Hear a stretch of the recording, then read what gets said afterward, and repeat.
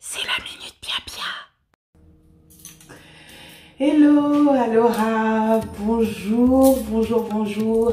Chers chercheurs et chercheuses de lumière, nous co-créons ensemble un univers meilleur, une vie meilleure. C'est la Minute Pia Pia, je suis félicitée et je voudrais savoir comment ça va.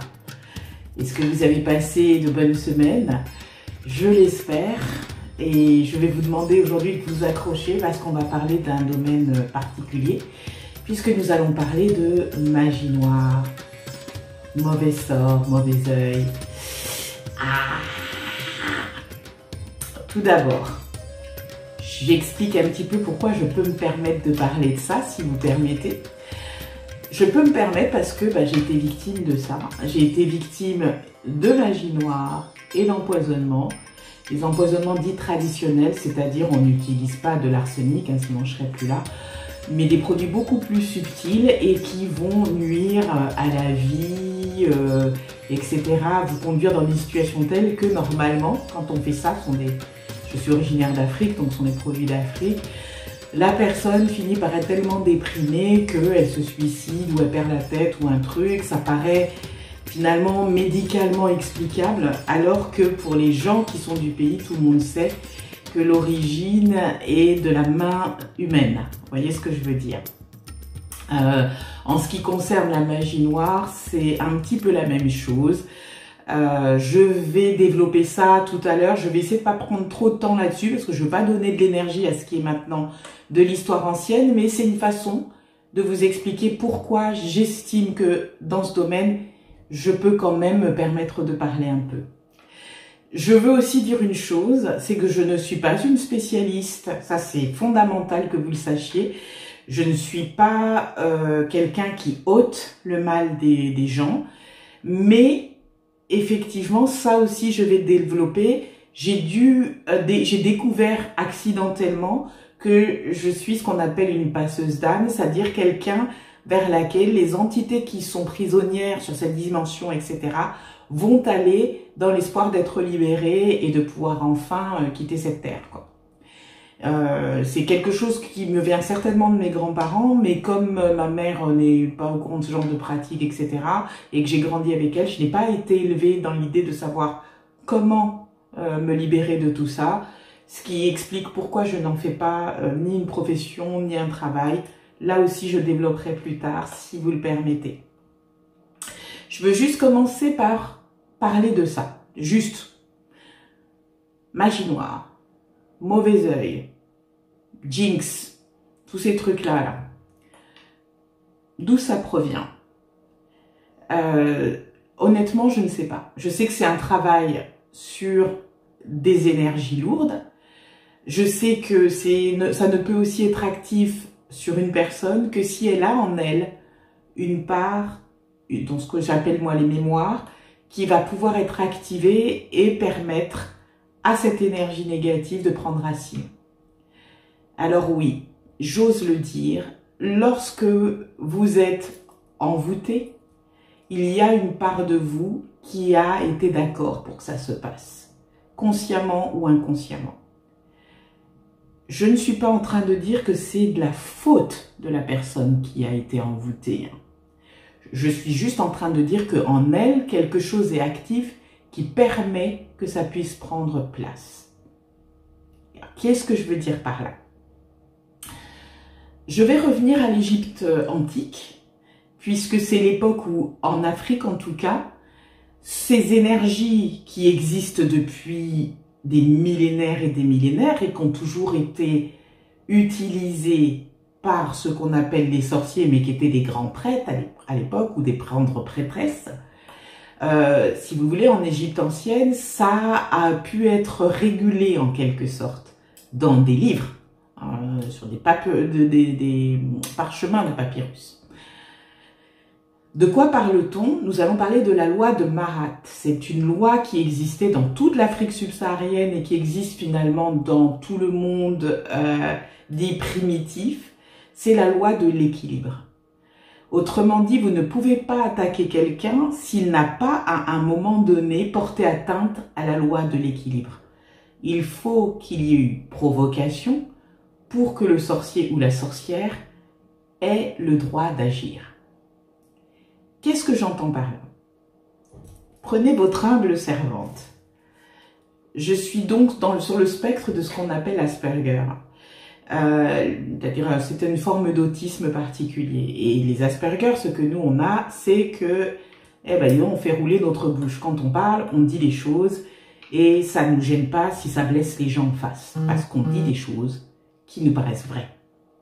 Le souci avec ça, particulièrement en Afrique, c'est que ça peut être interprété comme de l'arrogance.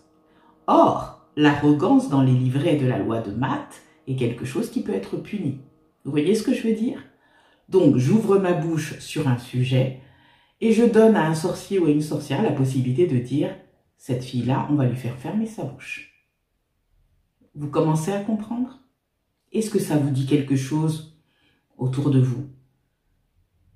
Est-ce que autour de vous, une personne qui aurait pu subir ce genre d'envoûtement, vous réalisez que souvent c'était une personne justement qui avait l'habitude d'être un peu comme ça en dehors, qui parlait, qui était très lumineuse, solaire, sûre d'elle, et puis petit à petit, vous vous rendez compte qu'elle se renferme, on la sent plus mélancolique, on la sent plus ralentie. Quand elle essaye de tenter de faire des choses, tout a l'air de s'effondrer. À la limite, elle perd même ses amis parce que les gens commencent, vous savez, on n'aime pas la malchance quand on la voit s'exprimer chez quelqu'un. Ça fait le vide, hein. C'est encore mieux que le Covid, là, pour la distanciation sociale, d'avoir de la malchance. Donc voilà, on voit qu'au niveau du couple, si la personne est en couple, ça va moins bien. Au niveau du travail, alors là, n'en parlons pas. S'il y avait des projets qui étaient en route, qui devaient tout prouver, qu'ils allaient être formidables, que tout allait réussir, boum, tout s'effondre. Bref, vous pouvez constater que la personne, effectivement, a été attaquée. Mais, comme je vous ai dit, en revenant en arrière, en prenant à la racine, vous pouvez aussi reconnaître qu'elle avait dans son attitude quelque chose qui agaçait. C'est souvent ce qui se passe. Et c'est là-dessus que l'attaque a pu prendre racine. Ça, c'est une des premières choses qui peut arriver. La deuxième chose qui peut faire que le mal peut prendre racine et qu'on peut vous attaquer et donc vous envoûter ou en tout cas utiliser cette influence négative qu'on appelle magie noire sur vous, c'est ce que j'appelle une forme de superstition. C'est-à-dire, à un moment donné, consciemment ou inconsciemment, vous avez donné de la force aux puissances occultes. Souvent, on l'utilise par la superstition, par les choses auxquelles on croit, par le fait que justement on dit si on fait ça, il y aura le mauvais œil, etc. Je dis pas que c'est mauvais de dire ça, je suis comme vous, moi aussi je suis prudente en disant ça va attirer le malheur. Mais quand on dit ça, on donne beaucoup de pouvoir et d'énergie aux forces occultes, beaucoup plus qu'à l'énergie divine. Vous voyez ce que je veux dire? Vous entendrez des gens, par exemple dans votre entourage, qui diront « de toute façon, moi, ces choses-là ne peuvent pas m'atteindre. Mon maître, ou en tout cas ce qui dirige ma vie, c'est Dieu. Rien d'autre que Dieu, je ne reconnais que ça, je ne reconnais même pas la présence négative. » Et ces gens-là, effectivement, vous les voyez passer au travers d'événements de ce type-là. Mais je vais dire une chose à ces gens-là. Nier que ça existe, c'est une absurdité. Parce que sur cette planète, il y a tout. Hein. Nous ne sommes pas tous des anges, donc nous avons un côté magnifique et lumineux, et nous avons un côté sombre. Si ce côté sombre existe, c'est pas pour rien. Il est là des fois pour nous rappeler d'être prudents. Il est là aussi pour nous permettre de nous défendre. Il est là aussi pour nous permettre de défendre les nôtres. C'est parce qu'il y a ce côté sombre que quelquefois, quand quelqu'un vous attaque ou attaque un des vôtres, vous êtes capable de le protéger. Le souci de ce côté sombre, c'est qu'il peut être alimenté par des énergies que j'appelle très basses. La jalousie, l'envie, la mesquinerie, et quelquefois, juste l'envie de nuire. Il y a des gens qui n'aiment pas voir des gens heureux. Et ces gens-là ne sont pas forcément des mauvaises personnes. Ça peut être de très bons pères, de très bonnes mères, très bons frères et sœurs, collègues, etc. C'est juste que ça les agace de vous voir heureux. Ça arrive. Ce côté sombre-là, c'est un côté sur lequel on peut agir facilement quand on est sorcier ou sorcière.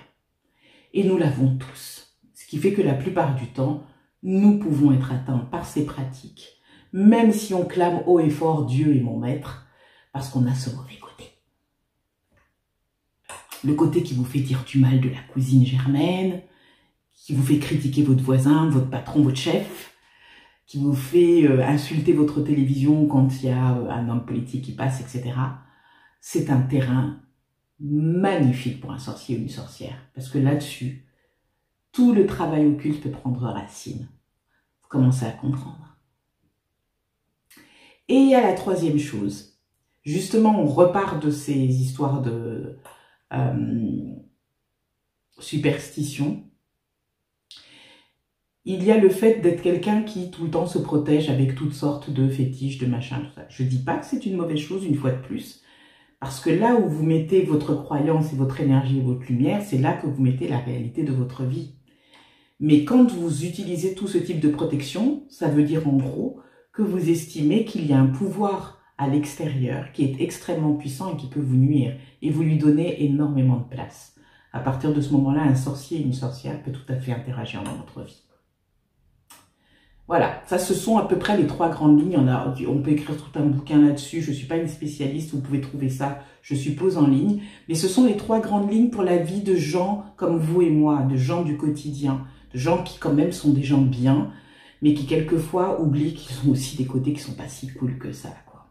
Et c'est sur ce terrain-là que va grandir tout ce qui est malédiction, mauvais œil, etc. C'est sur ce terrain négatif qui émane de nous-mêmes. C'est pour ça que depuis quelque temps, je vous ai proposé toutes ces vidéos qui sont des vidéos qui vous permettent de nettoyer toutes ces mémoires négatives de façon à ce qu'il n'y ait pas, si vous voulez, d'accroche pour des énergies négatives qui vous seraient envoyées de l'extérieur, pour qu'elles trouvent un terrain lisse et ne puissent pas s'installer. Je vous recommande vraiment de faire des déblayages, de nettoyer les mémoires.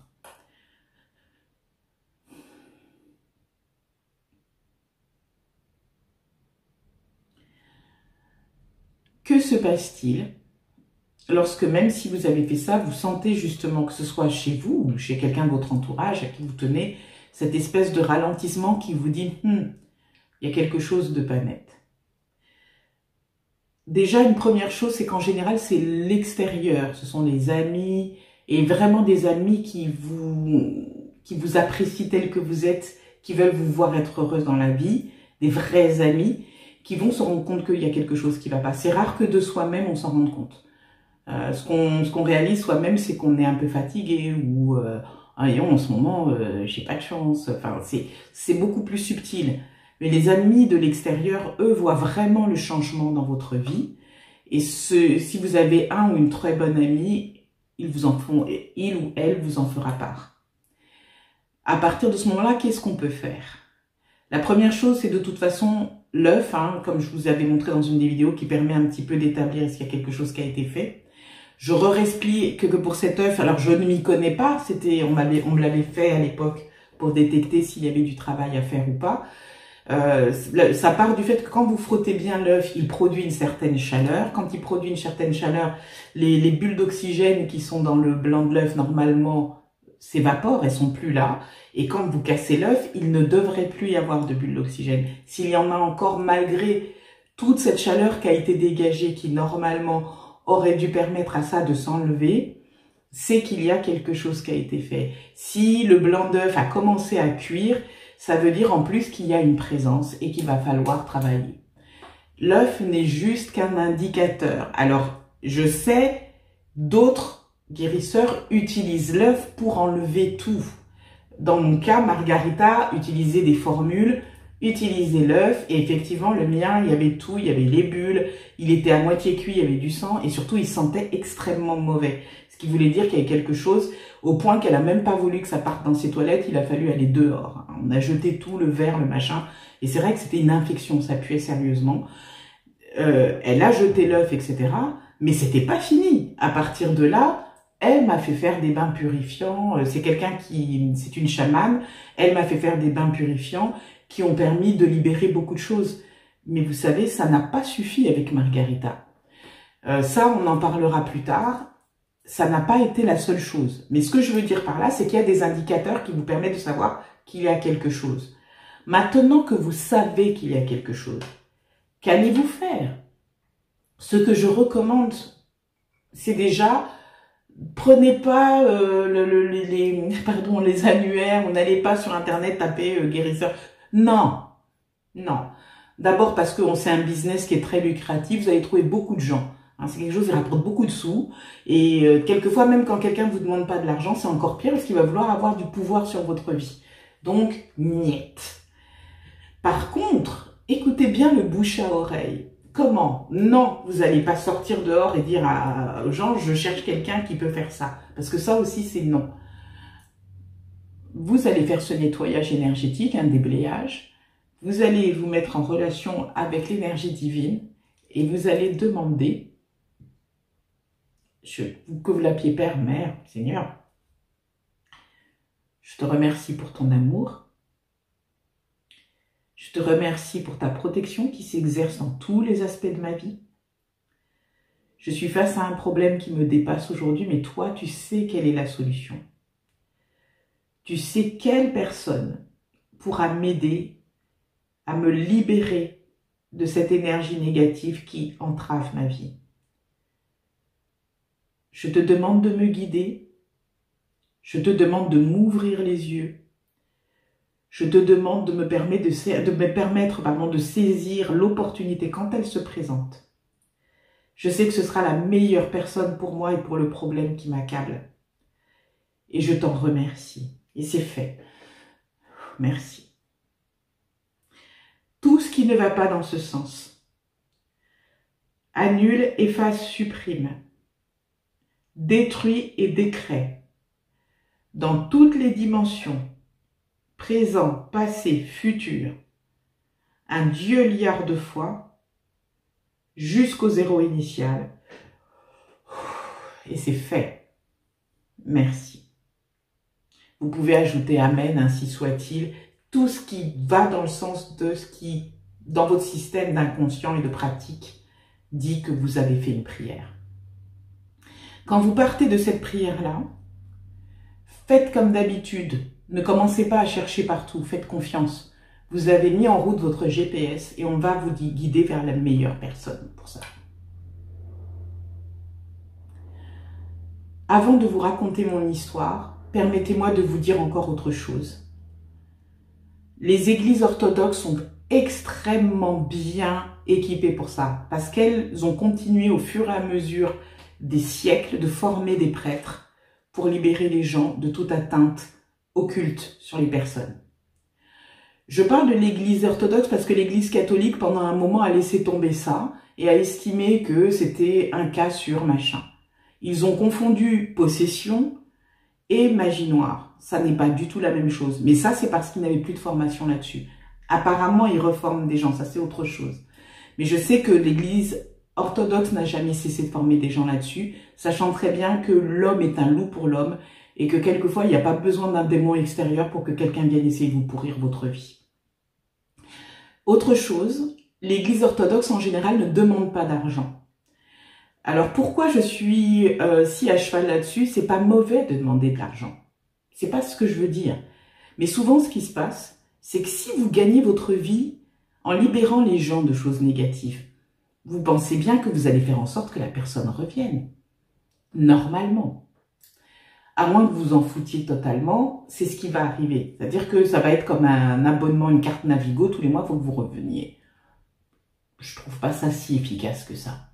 Ce que j'aime dans l'idée des gens qui se font pas payer, souvent, c'est que ce qu'ils veulent, c'est vraiment travailler pour la conscience divine et libérer l'humain de tout ce qui est négatif et qui l'empêche d'être heureux dans sa vie et de se développer.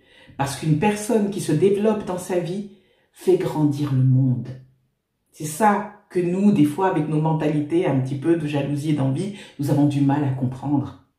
Quelqu'un qui réussit et qui est heureux dans sa réussite, je ne dis pas qu'il réussit en arnaquant les gens et en leur faisant du mal, mais quelqu'un que vous voyez épanoui, heureux et qui réussit, mais accrochez-vous à son sillage, réjouissez-vous, entrez dans cette énergie, alléluia.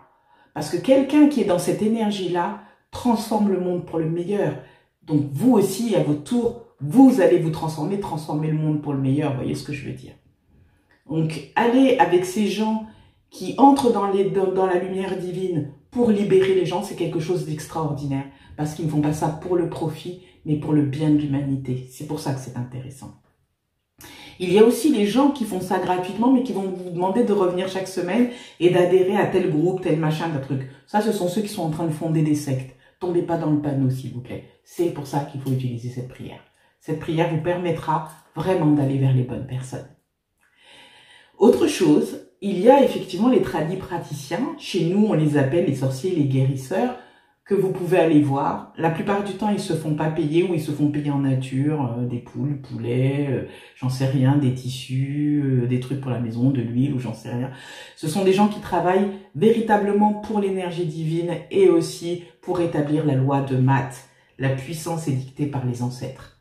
Ils sont là pour maintenir l'équilibre de toutes choses. Ces gens-là aussi, vous pouvez leur faire confiance. En général, vous les voyez que quand vous avez un gros problème, peut-être une fois dans votre vie, peut-être deux, pas plus. Ils ne sont jamais là pour faire du mal. Ils vont enlever ce que vous avez de négatif, mais c'est pas des gens que vous allez voir pour faire du mal aux autres.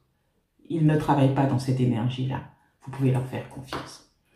Et puis, il y a ceux qui sont ambivalents.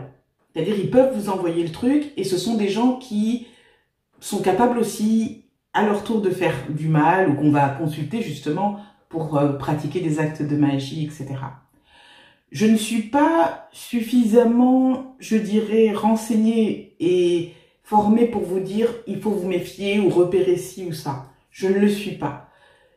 Je ne peux m'en référer pour ça que au bouche à oreille. Renseignez-vous si vous avez affaire à quelqu'un comme ça pour savoir ce qui a été fait et si ça a vraiment aidé les personnes qui ont été soignées. C'est tout ce que je peux dire.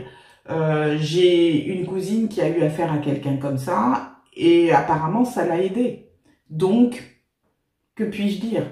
Mais je sais que souvent ces personnes-là demandent une contrepartie. Et la contrepartie, elle peut être extrêmement lourde et elle est très inconsciente, vous vous en rendez pas compte sur le coup parce qu'on vous dit qu'on va vous enlever ce qui vous fait du mal, tant mieux, et on vous dit souvent que en plus de ça, on va vous donner quelque chose qui va vous permettre de réussir. Quelque chose qui va ouvrir les portes. Et c'est là que commence le problème. Parce qu'il va y avoir une contrepartie, et souvent la contrepartie, ce sont les enfants ou les petits-enfants qui payent. Vous voyez ça souvent, une famille où des gens, voilà, matériellement, ils s'installent, tout va bien, ils deviennent riches, ils deviennent puissants, ils ont des postes ici, là, machin, tatati, tatata. Et quand les enfants grandissent à leur tour, il y en a un qui devient un alcoolique, l'autre qui est drogué, l'autre qui est malade, l'autre qui est machin, et quand il y a les petits-enfants, c'est déjà fini. C'est-à-dire toute la dynastie qui devait s'établir s'effondre. Ça veut dire qu'il y a eu un prix à payer. Donc soyez très prudents. Priez avant de faire votre choix. C'est pour ça que je vous dis ça. Voilà. Et maintenant, on va parler de ma petite histoire. Je n'irai pas dans les détails. Je vous explique pourquoi. Parce que je ne veux pas réactiver les énergies que j'ai dû vraiment éradiquer de ma vie. Mais j'ai eu affaire à 3 formes d'attaque. La première, c'était certainement... Je vous ai dit, mon attitude avait été vécue comme de l'arrogance. J'avais la chance d'avoir rencontré un homme que j'aimais et qui m'aimait. Nous nous sommes mariés, nous avons fondé un couple qui réussissait. C'est-à-dire, on était vraiment en train de monter les échelons très rapidement. Moi dans mon domaine, lui dans le sien. Nous avons eu un enfant qui en plus était mignon comme tout, intelligent, machin, truc, là. Bref, je pense que ça a dû faire, excusez mon langage, chier beaucoup de gens.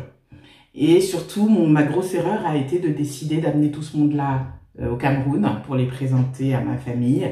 Et ça a été le début des emmerdes. On m'a fait bouffer à lui et à moi un poisson chez une des maîtresses de mon père. Et elle a mis dans le poisson un produit qui doit certainement avoir une certaine amertume au niveau du goût. Ce qui fait que dans le poisson, vous ne le sentez pas avec les épices. Je suis rentrée de là, j'étais devenue bizarre. J'étais plus moi-même, je me sentais très détachée par rapport à ce qui m'arrivait dans ma vie. Tout ce que je devais faire, même les choses les plus simples comme aller faire les courses, me demandait un effort colossal. Quant à mon mari, lui, il est devenu dingue et il y a eu des épisodes, il a essayé de me tuer à plusieurs reprises, à chaque fois dans des accès de folie. Ça a fini par un divorce parce qu'il a fallu que je sauve ma peau sérieusement et le divorce a été un divorce pour cause de violence parce que ça allait tellement loin qu'il a failli même attaquer le juge. Il était vraiment sous influence et moi de l'autre côté aussi sous influence, mais dans l'autre côté, vous voyez, le côté passif, voilà. Là, comment j'ai pu être guérie de ça?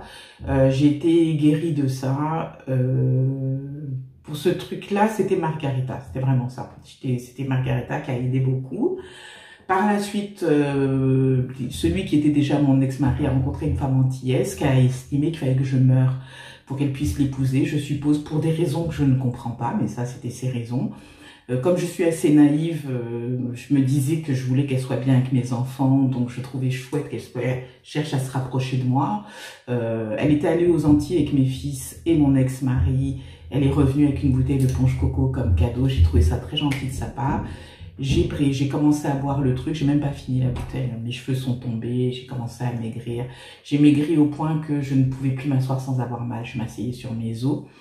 Et il est tombé, vous voyez comme on est protégé des fois. Ma mère à cette époque-là était au Cameroun, elle prenait le thé sur la terrasse d'une de mes cousines, une dame est passée pour la voir d'urgence en lui disant j'ai reçu un message. Alors c'est un message divin, hein. Votre fille est mourante en France, faut qu'elle vienne se faire soigner immédiatement au pays. C'est ce qui m'est arrivé, j'ai pu aller au Cameroun. Et j'ai été soignée par quelqu'un dans la forêt. Et, qui m'a sorti de là et qui a décrit la personne qui avait fait la chose. C'est comme ça que je sais que c'était cette femme-là. Par la suite, elle a récidivé. J'ai eu plusieurs accidents de voiture. À chaque fois, les voitures ont été entièrement détruites. Je suis reconnaissante au divin et à mes anges qui m'ont protégée, puisque je suis encore là.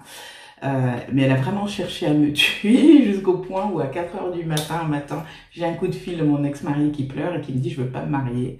Alors que les bans avaient été publiés et tout, c'est-à-dire qu'il a eu un réveil comme ça. Et moi, je savais pas quoi faire. À l'époque, j'étais pas trop dans ces trucs-là. Et heureusement, il avait une amie qui était d'origine algérienne, qui l'a amené voir quelqu'un et qui l'a soigné. Et le mariage a été... Voilà, on n'a plus jamais entendu parler de ce mariage, tout ça. Et voilà, il est sorti de ce truc-là. Je pense qu'on a nettoyé aussi tout ce qui avait été fait d'Afrique, des Antilles, voilà, tranquille. Et... comme quoi, vous voyez, il est allé voir certainement, je pense que ça devait être soit un imam, soit parce que son amie algérienne était quelqu'un de très pratiquante, donc elle a dû l'aider dans ce sens-là. Donc vous voyez, il y a d'autres sources. Et dans mon cas, puisqu'on parle d'empoisonnement, il y avait eu donc ce poisson-là. Et l'autre chose, ça a été lors du décès de mon père, on a essayé de me tuer à nouveau. On m'a envoyé un truc qui a pénétré par la peau. Ils ont tout essayé, hein, des vêtements empoisonnés, enfin des conneries. À chaque fois, j'étais protégée. J'avais comme un petit truc qui me disait tout autour, il y a quelque chose qui va pas. Mais quand j'ai eu le truc sur la peau, je suis tombée dans une sorte de délire qui a duré plusieurs jours. Et cette fois, c'est un pasteur qui m'a massé avec une huile qui avait été bénie, hein, qui avait du sel béni. Et qui m'a massé tout le corps. Mon Dieu, la douleur c'était horrible. C'est jusqu'à ce que ça parte par le pied, ça voulait pas partir, le pied devenait gros et lui qui au début se disait qu'il y avait peut-être un peu de comédie de ma part quand je poussais des hurlements, quand il a vu l'état du pied, là il s'est un peu inquiété et les prières ont été très fortes pendant plusieurs jours, ça a été assez intense. Je délirais, je voyais le corps de mon père décomposé juste à côté de moi dans le lit, enfin il était clair qu'on voulait que je meure en même temps que lui, quoi.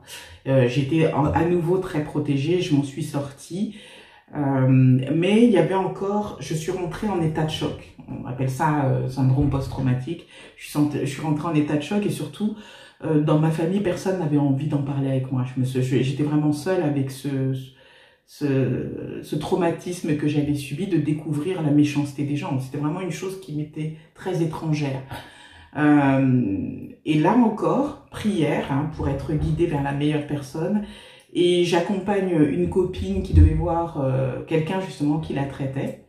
Une femme blanche, caucasienne, même pas dans la campagne, dans la région parisienne et tout. Cette femme me voit, quand elle entre dans la salle d'attente, elle me voit, elle fait un arrêt sur image et elle demande à me parler. Et je ne me souviens absolument pas de ce qu'elle m'a dit, je sais que j'ai pleuré, beaucoup. Elle a dit une phrase et j'ai pleuré. Et elle a demandé à me revoir. D'abord, il y a le diagnostic d'autisme qui a été posé, et puis ensuite, elle a fait un travail de guérison, 2 séances, et toute ma vie a fait tout. J'ai senti partir tout le poids. Pendant des années, je vivais avec l'impression d'avoir une sorte de serpent ici, un truc qui m'empêchait de parler, qui était tout le temps là. Tout s'est libéré. Cette femme-là m'a sorti complètement de l'obscurité. Elle a payé le prix fort. Elle a payé le prix fort, ça a failli l'atteindre et ça a failli démolir tout son travail. Donc c'était vraiment dire que quand elle a fait ça, les personnes de l'autre côté qui voulaient me nuire ont senti qu'il y avait quelqu'un qui cette fois était capable me libérer, on a essayé de l'attaquer elle. Finalement, elle s'en est sortie, mais on a dû prendre des distances. Je pense qu'il fallait qu'elle protège aussi ses enfants et sa famille, mais je lui suis extrêmement reconnaissante. Je m'en suis sortie grâce à elle. Et c'est quelqu'un, effectivement, qui travaillait avec l'énergie divine en permanence et avec un ange gardien extrêmement puissant, puisque tout le monde le connaît, qui est Michael. Hein, c'est l'ange qui piétine le démon. Donc, c'est pour ça que je vous recommande de vous laisser guider, parce que jamais j'aurais rencontré cette femme-là s'il y avait eu tout un concours de circonstances, si je n'avais pas accepté d'accompagner ma copine, parce que j'avais une voiture et qu'elle avait besoin que quelqu'un l'amène en voiture. J'ai juste suivi ma route et la route m'a menée là. Et ensuite, vous le savez, parce que j'en avais parlé dans une vidéo, j'ai fait la formation Access, j'ai commencé donc à aider les gens, je suis allée sur des salons et on s'est rendu compte dans les salons que j'étais parmi mes collègues la seule qui rentrait au bout d'une semaine complètement morte, percluse de douleur et en même temps très sombre, très alourdie. J'ai un de mes meilleurs amis qui est un guérisseur par nature et qui m'a dit, c'est comme ça qu'on l'a découvert, tu es une porteuse d'âme, c'est-à-dire que toutes les entités, dans les salons comme ça, salon trucs naturels, salon de la voyance, il y a beaucoup d'entités qui traînent. Elles sont venues là parce qu'elles sentent ta lumière et elles viennent dans l'idée que justement tu puisses les libérer. Mais comme j'ai pas été formée pour le faire, ben elles restent là, elles stagnent, elles alourdissent ma vie. J'ai pu me libérer 2-3 fois, mais ça me prenait à chaque fois du temps parce que justement je faisais ce que dont je vous ai parlé dans les tutos. Je faisais des bains purifiants, je faisais des fumigations et j'arrivais au bout d'un moment à me libérer de tout ça et tout allait bien, la lumière revenait. Et puis j'ai finalement arrêté de faire les salons parce que franchement j'avais des douleurs, hein. C'était douloureux puis douloureux pendant plusieurs jours. Donc on n'a pas toujours le luxe de se donner 5 jours pour se reconstruire. Et j'ai décidé de faire du domicile, d'aller chez les gens et de me déplacer. Ça a été très bien pendant un moment, jusqu'au moment où je suis tombée sur une dame qui, elle, a été attaquée par la magie noire, pure et simple. Et j'ai su ça dès que j'ai mis les mains sur son crâne, parce que quelque chose est venu sur moi, a glissé sur mes épaules. Mon chat a essayé de fuir, je vous en ai parlé, mon chat est mort. Il a été percuté par cette énergie extrêmement néfaste. Et moi, très rapidement, en quelques jours, tout ce qui allait bien commençait à aller mal. Et j'avais des idées noires. Enfin, bref, vous connaissez le cheminement. J'ai été sauvée par un pasteur qui officie à La Réunion, qui est un être absolument extraordinaire. Pour moi, c'est un ange terrestre. Et il a fallu 1 heure pour évacuer l'entité qui était là, qui voulait absolument pas partir. Et le pasteur m'a dit la même chose que ce que m'a dit mon meilleur ami, c'est qu'il fallait que j'arrête. Parce que ne sachant pas me libérer de ces forces-là, quand elles pénètrent mon aura, quand elles entrent dans mon cercle, il fallait que je sois très prudente. Donc, j'ai arrêté de faire des soins.